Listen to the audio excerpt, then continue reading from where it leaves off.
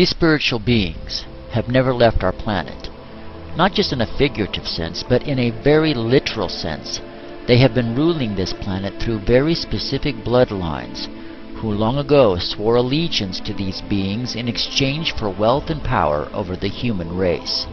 This Satan granted, in exchange for their cooperation in preparing the whole world for the ultimate spiritual deception these evil entities have planned. These bloodlines are literally able to be traced by genealogists all the way back to ancient Sumer and Babylonia, and these human familiars or pets of the demonic angels have worshipped Satan and his minions under many forms from the time of Sumer right up to our present day. Most religions now are buying oaths for a dead horse. We feel that all religions are coming around to Satanism. We're in the very throes of a new satanic age. The evidence is all around us. All we have to do is look. Many things in this journey through the last 13 years have blown my mind, and is more to come. But grasping the fact that people were involved in human sacrifice ceremonies and stuff back in the ancient world, okay, get my head around that. The fact even that some really kind of imbalanced people could be doing it today, yep, get my head around that. What really hit me was the scale at which this goes on, and some of the most famous people on this planet are involved in it. Those who came down from above were often simply the bird people or the bird gods.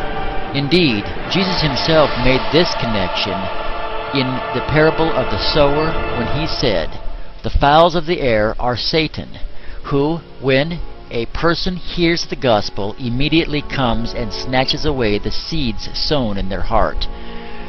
Birds are therefore very symbolic of these fallen wicked spirits, and to a lesser extent they have also been symbolically represented by the goat, serpent, dragon, and bull throughout much of human history.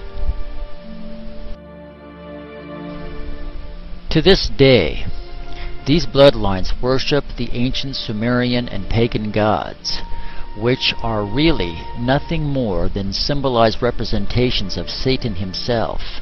Indeed, the great men and the mighty men of the earth worship and serve these fallen angels, and since these beings were physically removed by God, these same bloodlines, in servitude to their hidden masters, have been ruling in their place until they have prepared the way for the return of these Anunnaki, these Nephilim, by herding the human race into a one-world political and religious system totally controlled by these satanic forces, causing all, free and bond, rich and poor, to serve Satan's tyrannical government and to be under Satan's tyrannical control.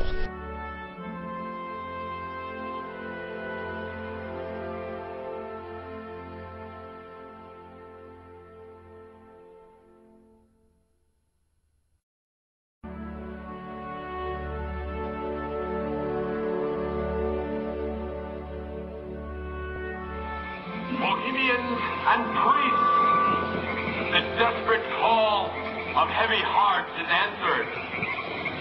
By the power of your fellowship, dull care is slain.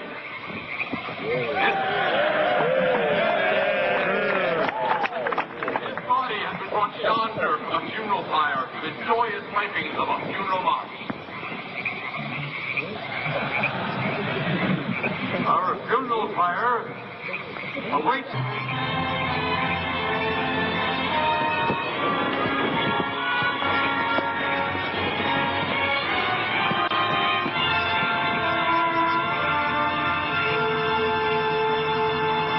O thou, thus buried across the shadowy tide, in all the ancient majesty of death, thou art the enemy of beauty.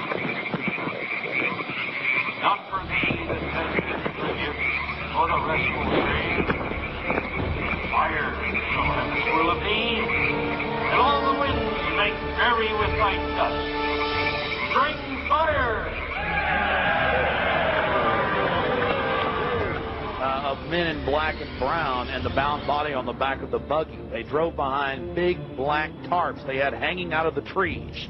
There was lots of smacking on lips in bizarre enjoyment by the crowd. We still haven't made out exactly what was going on, but that a real sacrifice may have actually been developing according to some occult experts.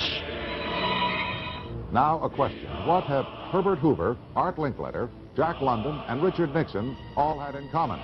Well, they've all been members of the exclusive all-male Bohemian Club in California, where every year at this time, the elite from around the country get together for 2.5 weeks of fun and games. Dozens of small camps, the most prominent of which is called Mandalay. Among its members are businessmen like Leonard Firestone and Edgar Kaiser, and political figures like Gerald Ford, Henry Kissinger, William French Smith, and George Shultz. President Reagan, Vice President Bush, and Defense Secretary Weinberger are members of other camps.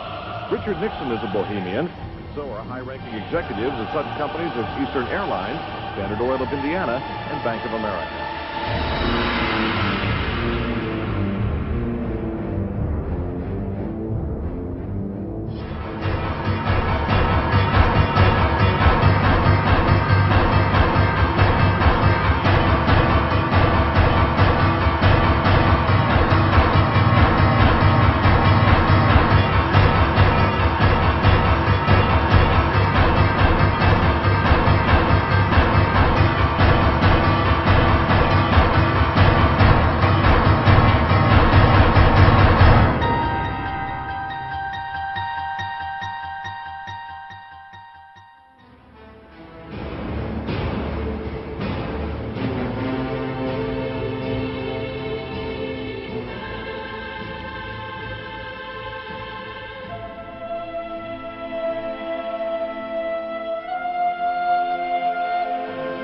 We have before us the opportunity to forge for ourselves and for future generations a new world order, a world where the rule of law, not the law of the jungle, governs the conduct of nations.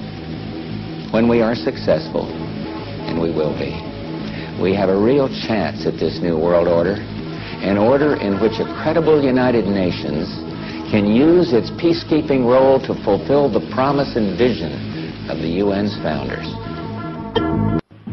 What is at stake is more than one small country. It is a big idea, a new world order. Scripture makes it plain the agenda of these great men and of these familiar bloodlines is to lead men and women away from serving and worshiping God and bring them into a one-world unity of government and religion for the purpose of preparing the human race to worship and serve Satan in rebellion against God, knowingly or unknowingly, by the mass population. They have a plan, an agenda they are carrying out for their hidden masters, and they also have a fiendish idea to weed out those who are with them and those who are not.